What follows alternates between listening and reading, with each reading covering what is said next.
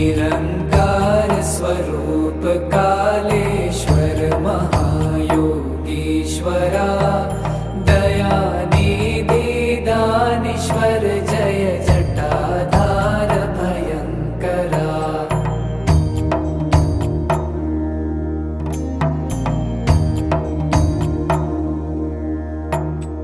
शूलपाणी त्रिशूलधारी औगणी बाघंबरी जय महेश त्रिलोचनाय विश्वनाथ विशंभरा।